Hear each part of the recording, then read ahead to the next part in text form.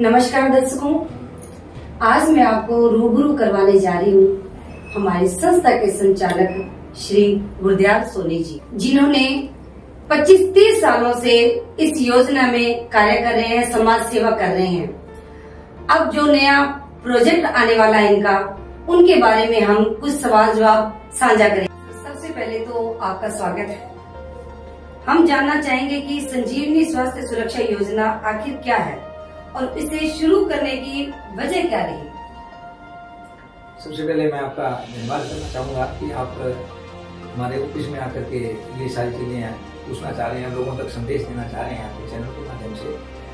तो जहाँ तक इस सवाल है कि भाई क्यों करना चाह रहे हैं, देखिए जब आपने अभी वर्ड एक बोला कि हम लोग 25-30 सालों से ऑलरेडी समाज सेवा के अंदर लिप्त हैं, तो हमने देखा शुरू से लेकर आज तक जो सबसे बड़ी जरूरत है वो है लोगों को जागरूक करने की। भले ही वो अपने अधिकारों के बारे में हो, भले ही वो अपने स्वास्थ्य के बारे में हो, भले ही वो बाल विवाह के बारे में हो, दहेज प्रथा के बारे में हो, या किसी भी माध्यम से। लेकिन इन सब चीजों को जागरूक करने से पहले जिस चीज की आवश्यकता होती है वो होती है एक स्वस्थ शरीर की, क्योंकि जब मानसिकता उसकी तभी सही होगी तभी वो प्रॉपर कोई कार्य कर पाएगा। यदि वो स्वस्थ है, आज मैं आपके सामने बोल पा रहा हूँ, तो यदि मैं स्वस्थ हूँ, तो यदि मेरे सर में, पेट में अगर कहीं दर्द हो रहा है या कहीं मैं प्रॉब्लम में हूँ, तो मुझे कुछ भी अच्छा नहीं लगेगा, ना आपके सवाल जवाब, ना खाना पीना, कुछ भी। तो हमने ये गहन सर्च करके और विशेषज्ञों की राय लेके, अच्छे लोगों से बातचीत करके ये निष्कर्ष निकाला है कि सबसे पहले हमें इस ओर बढ़ना होगा कि लोगों के स्वास्थ्य पर ध्यान दिया जाए। जैसा कि आपने देख रहे हैं बोर्ड के अंदर पीछे बैनर में संजीवनी स्वास्थ्य सुरक्षा योजना, तो सबसे पहले हमें लोगों को स्वास्थ्य के ऊपर ध्यान देना होगा। और उस ध्यान देने के लिए हमने कुछ ऐसी चीजें हम लेके आ रहे हैं जो हमारी खुद की सर्च करने के बाद जो थेरेपीज है, जैसे मैग्नेटिक थेरेपी हो गई और आयुर्वेदिक हो गया, हमारा हर्बल हो गया, इन चीजों को बकायदा पिछले 2-3 सालों से एक्सपेरिमेंट चल रहे थे और वो अभी जब परीक्षणों में खरे उतरे हैं, उसके बाद हम लोग इसको लेके आ रहे हैं। दूसरा कारण अगर हम कहें तो वो ये है कि किसी भी चीज को यदि कहीं बाहर पहुंचाना होगा या मार्केट तक लेके जाना होगा, तो उसके लिए हमें संसाधनों की आवश्यकता पड़ती है, एक अच्छी टीम की जरूरत पड़ती है। तो वो टीम हम बेरोजगारों को ले रहे हैं जो चाहते हैं कि हम अर्निंग करना चाहते हैं, हम मानदेय लेना चाहते हैं, हम अपनी आजीविका चलाने चाहते हैं। तो उसके लिए ये रामबाण औषधि साबित होने वाली है कि उनका स्वास्थ्य नहीं, उनका किचन, उनका घर परिवार, उनका पूरा कुछ समस्त हो जाएगा यदि वो इस योजना के अंदर आके समाज सेवा की भावना को लेकर हमारे साथ चलना चाहते हैं। तो इसके अंदर सीधा सीधा ये कह सकते हैं कि बेरोजगारी को दूर करने का भी बहुत ही बड़ा रामबाण औषधि है।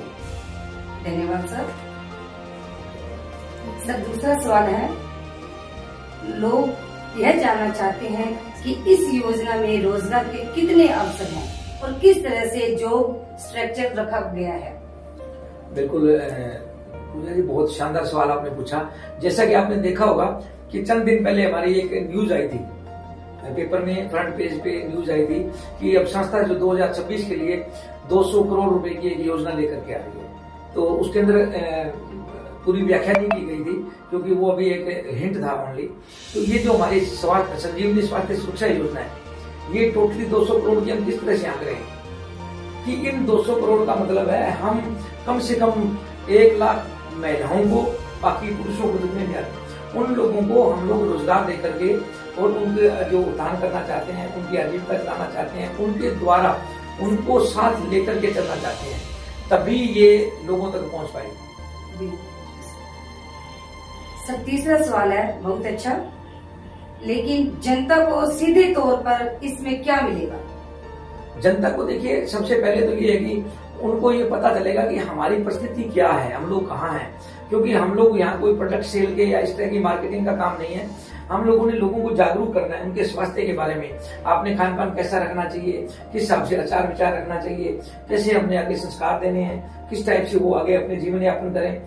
तो ये जागरूकता के साथ साथ जिसको मान लीजिए आपको प्रॉब्लम है, हमने बहुत सारी बातें बताई, हमारा एक एग्जीक्यूटिव जाएगा, हमारा एक वेलनेस ऑफिसर वो जाएगा, वो कुछ चीजों के बारे में आपको बताता है और बीच में आप बताते हैं कि जी मेरी तो नानी जी को ये प्रॉब्लम है, ये बीपी की शिकायत है, इनको शुगर है, इनको ये है, वो है, मेजर जो प्रॉब्लम्स है, तो उनके बारे में हम उनको सजेस्ट करेंगे कि राइट वे क्या है इसका। हम लोग एलोपैथी के ऊपर जाकर के हमारे शरीर को नाश कर चुके हैं। जो रोजाना इतने वो एक दवाई जैसे चीनी का पक्का मारते हैं उस तरह से इतनी दवाइयां खा रहे हैं, तो वो दवाइयां ही हमारे लिए हानिकारक है। तो हमारी जो पद्धतियां थी, जो मैग्नेटिक थेरेपी हो गई, हमारी आयुर्वेदिक हो गई, हर्बल हो गई, उन चीजों के बारे में हम उनको बताएंगे। इसी के साथ आपने बात जनता की है, तो जनता को हम लोग केवल सुझाव ही नहीं देंगे, उनको बकायदा वो चीजें, जो चीज 100 रुपए की मार्केट में मिल रही है, वो मात्र 40 या 50 रुपए में उनको उपलब्ध कराएंगे, यानी कि हाफ रेट में, यदि वो चाहेंगे तो उपलब्ध भी करवाएंगे। तो ये डायरेक्ट सीधा इसका फायदा है। उसके बाद यदि वो हमारे साथ जुड़ते हैं इस मैटर के ऊपर, तो उनको प्यारी बेटी शगुन योजना, जैसे कि आपको पता है पिछले 6 सालों से चल रही है, संजीवनी स्वास्थ्य योजना, एक जो हमारे सैनिटरी पैड वाले चल रही है, प्यारी बहन संजीवनी योजना, तो उन सब चीजों का भी उनको फायदा होने वाला है। यानी कि एक बार जो संस्था से हमारे साथ जुड़ गए हैं, उनको सारी योजनाओं का बेनिफिट होगा। धन्यवाद सर। चौथा सवाल है हमारा, तो क्या यह योजना सिर्फ रोजगार देती है या समाज को भी इसका फायदा मिलेगा? बहुत बढ़िया सवाल आपका, लेकिन आप ये ध्यान देंगे, जैसा कि मैंने बताया कि सबसे पहले जो है रोजगार की आवश्यकता है मार्केट में। जब रोजगार उनको मिलेगा तभी वो समाज तक पहुंच पाएंगे, जो खुद के स्वास्थ्य का भी प्लस पब्लिक के स्वास्थ्य का भी। समाज सेवा आज हर पसंद करना चाहता है, लेकिन प्रॉब्लम समय की कमी। समय की कमी मतलब पैसे की कमी। जब अगर पैसा नहीं है तो हमारे पास समय नहीं होगा। और आजकल तो यहाँ तक देखने को मिला है कि यदि कोई अच्छे पैसे वाला भी हो तो भी वो लगातार समाज सेवा में समय नहीं दे पाता। तो हम लोगों ने एक इसके अंदर कारण पैदा कर दिया, एक इस तरह का एक वजह बना दी कि यदि वो अच्छी अर्निंग चाहते हैं, अच्छी सैलरी, मानदेय, कमीशन, गाड़ी, ऑफिस वगैरह सब चीजें चाहते हैं, तो वो इसके अंदर समाज सेवा के अंदर आए।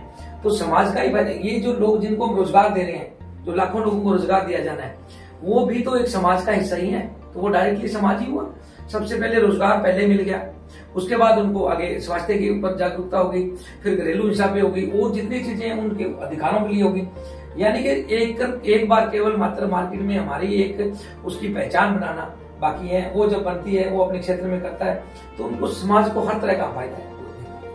धन्यवाद सर। सर एक सवाल और है मेरा, आखिरकार इस योजना को लेकर आपकी आगे की सोच क्या है? देखिए, आगे की सोच की बात करें तो हमारे पास काफी सारे और प्रोजेक्ट्स रेडी हैं। तो हम लोग चाहते हैं कि इस योजना को सक्सेस होने के बाद 2026 के अंदर ये योजना जो 100% सक्सेस की ओर जा रही है, और अच्छे एनजीओ वालों को हम लोग चाहते हैं। देखिए, आजकल एक विडंबना कह रहे हैं भारत की कि बहुत सारे एनजीओ, क्या लगभग 99% एनजीओ की ये सोच है कि वो दूसरे एनजीओ को लाइक नहीं करते। हर आदमी अपने एनजीओ को बेटर मान रहा है, जबकि हम लोग क्या कह रहे हैं, हम लोग अदर एनजीओ से सुझाव लेते हैं, और ये प्रोजेक्ट पूरे का पूरा हम लोग एनजीओ को ही समर्पित करने जा रहे हैं। अदर संस्था, अदर एनजीओ जो भी कोई हैं, वो हमारे यहाँ जुड़ करके उसका बेनिफिट ले सकते हैं समाज में। तभी मैं अपनी मोनोपोली नहीं रखना चाहता, और ना ही मैं यहाँ पे ऐसा कोई मन में डर या भय रखना चाहता हूँ कि मेरी कोई कॉपी करेगा या कोई ऐसी बात हो जाएगी और बराबर खड़ा हो जाएगा। मेरे भले 500 लोग आए, अगर कोई मुझे कहे कि ऐसा इसकी हमें गाइडलाइन दो, हम भी ऐसा करना चाहते हैं, यदि वो साथ मिलकर करना चाहते हैं तो वेलकम है। किसी भी एनजीओ वाले से कोई सिक्योरिटी अमाउंट, कोई इन्वेस्टमेंट नहीं करवाई जा रही, और उनको फ्री ऑफ कॉस्ट ये प्रोजेक्ट रिटर्न एग्रीमेंट करके दिया जा रहा है कि आपको सालाना इतना इतना देंगे और इतना इतना मिलेगा, ताकि वो एनजीओ वाले भी खड़े हों, स्टैंड हो। कल को उनके दिमाग में भी ऑटोमेटिक आने लग जाएगा, कुछ आइडियाज वो लाएंगे।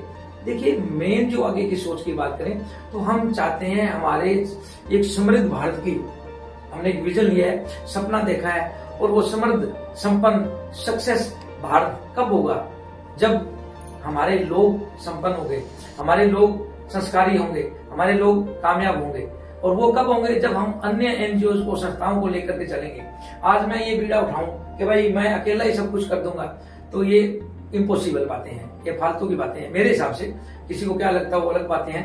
मैं ये चाहता हूँ कि सब लोगों को साथ में लेके चलूं। बल्कि मैं तो बहुत बार हंसता हूँ हमारी टीमों को कि भाई आप लोग जल्दी जल्दी रेडी हो जाइए, बढ़िया तरीके से कमान संभालिए, मैं तो रिटायरमेंट लेना चाहता हूँ। तो आगे की सोच के लिए प्रोग्राम बहुत बड़े हैं, लेकिन मैं पहले मेन पावर तैयार करने में प्रयास करता हूँ। कि पहले हमारे पास मेन पावर आए। मेन पावर कौन होगी? जो अलग संस्थाएं हैं वो काम करेंगे हमारे साथ, और जो एम्प्लॉइज हैं, भले ही वो वेलनेस ऑफिसर है, चाहे वो चीफ वेलनेस एग्जीक्यूटिव है, ये हमारे 7 लेवल के ऑफिसर्स की सूची है, वो आपको दे दी जाएगी। तो उस सूची के अनुसार 13,500 रुपए की मानदेय से लेकर के 1,25,000 रुपए तक के मानदेय पर हम लोग उनको रख रहे हैं। और ये जो एम्प्लॉइज की टीम होगी वो अलग अलग एनजीओ जो हमारे साथ टाई अप करेंगे, जो हमारे साथ एग्रीमेंट करेंगे, उनको ये टीमें उनके क्षेत्र की दी जाएंगी। सैलरियां, मानदेय, कमीशन, बोनस, गाड़ी, ऑफिस, ये सब चीजें हमारी संस्था देगी। लेकिन वो जो दूसरी वाली संस्थाएं होंगी जिनके साथ हमारा टाई अप होगा, वो केवल उनसे कार्य करवाएंगी, वो मैन पावर की तरफ को यूज करेंगी। तो यहाँ पे एक एम्प्लॉइज के लिए सुनहरा भविष्य है कि वो अच्छी स्केल के ऊपर मानदेय ले, प्लस वो बोनस ले, प्लस वो उनको निचले वालों को बाइक है, उसके बाद ऊपर 5 लेवल है, उनको सबको गाड़ियां हैं, और उनके बाद उनको टाइम टू टाइम ये सारी नियमावली रिटर्न में दी जाएंगी। तो उसके अंदर उनको ऑफिस वगैरह के प्रावधान है। तो कहने का मतलब एक जो आम युवा जो सोचता है कि मैं ऐसा करूं, मेरा एक ऐसा ऑफिस हो, मेरे नीचे ऐसे टीम काम कर रही हो, तो जिसका जो सपना है, हम कहते हैं आप हमारे पास आइए, आपका जो भी सपना है वो पूरे का पूरा सपना साकार करने में हम आपकी मदद करेंगे, आपको गाइड करेंगे, आपको नॉलेज देंगे। काम आपको करना होगा। प्लेटफॉर्म की दिक्कत होती है, गाड़ी कोई भी बना सकता है, लेकिन उसको प्लेटफॉर्म की, तो यानी कि प्लेटफॉर्म हम दे रहे हैं उनको। तो ये एक आगे की सोच है कि हम लोग चाहते हैं हर युवा नशे से दूर हो, कुरीतियों से दूर हो, संस्कारों के बिना आजकल एकल परिवार होते जा रहे हैं, माँ बाप कहाँ भटक रहे हैं, बच्चे या तो विदेश चले जाते हैं, और या फिर वो गलत संगतों में पड़ जाते हैं, या वो लव मैरिज के चक्करों में आके कुछ और कबाड़ा कर लेते हैं, यानी कि माँ बाप को बहुत ज्यादा बुरे हालातों में गुजरना पड़ता है। तो हम लोग चाहते हैं इन सब चीजों को करने के लिए ज्ञान बांटने से कुछ नहीं होने वाला, ये मेरी सोच है कि केवल ज्ञान बांटने से कुछ नहीं होने वाला। ज्ञान तो आजकल 5वीं क्लास का बच्चा ही वो गूगल से पूछ लेता है, यूट्यूब से पूछ लेता है, और एआई आ गई आजकल, तो ज्ञान तो वहां से भी बहुत मिल जाएगा। लेकिन किसी के समझ में कब बैठेगा? जब हम प्रैक्टिकल करेंगे। आज एक बाप खुद सिगरेट के छुट्टे मार रहा है, उससे मंगवा रहा है बेटा सिगरेट की टेप लेके आ, वो कभी न कभी जरूर चखेगा, वो चालू करेगा। अगर उसी की जगह अगर वो भजन कीर्तन कर रहा है तो बच्चे के अंदर पूरा नहीं तो कुछ गुण जरूर आएंगे, ये मेरा मानना है। तो हम लोग चाहते हैं एक अच्छे समाज का निर्माण करें, और अच्छे समाज का निर्माण करने के जो इंटरेस्टेड है वो लोग आए।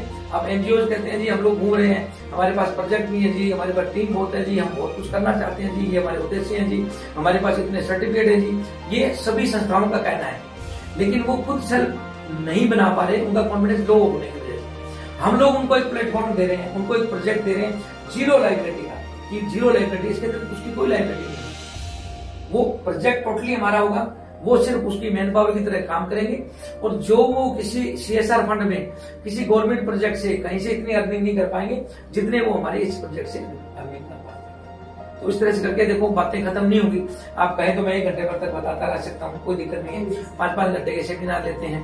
तो आपका बहुत बहुत धन्यवाद सर। धन्यवाद, आपने बहुत बढ़िया जानकारी दी। तो अगली वीडियो के लिए हम जल्द हाजिर होंगे, तब तक के लिए नमस्कार।